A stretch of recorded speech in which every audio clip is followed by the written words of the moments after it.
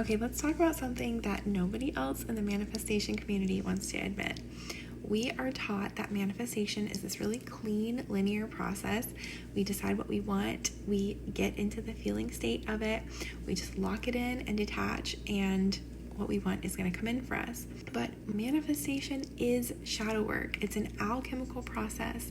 And when we understand that, then the hard parts of the journey stop meaning that we're doing it wrong.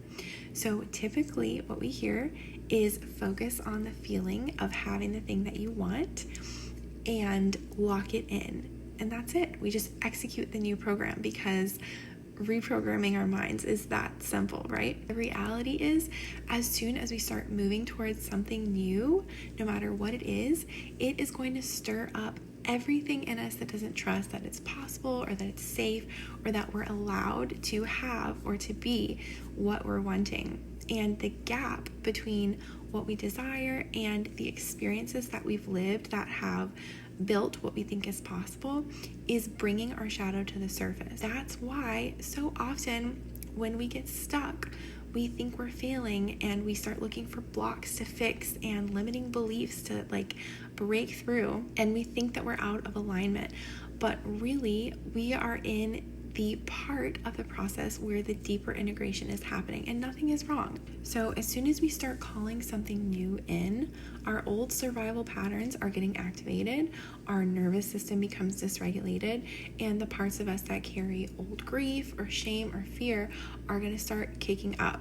And that is not a problem. That's part of the alchemy and the process of becoming the version of ourselves who can receive and hold what we're calling in. It's actually a really beautiful gift because now we get the opportunity to see parts of us that we have relegated to the shadow, that we haven't been willing to acknowledge or accept, and certainly haven't been loving. And this is where the dark feminine comes in, because the dark feminine knows that creation is not just about light and flow and feeling good and the parts that we like. It's about descent and going into the darkness. And we cannot bypass this part of the process. And honestly, you wouldn't want to, because this is where the real magic happens. This is where we get to embody. The shadows that come up are showing us what is ready to be integrated and what we're ready to transform. So if you are feeling like shit right now while you're working on manifestation, it is a good thing. It means that you are on track. If the path has disappeared, you are exactly where you're supposed to be. Because manifestation isn't about controlling life to avoid discomfort.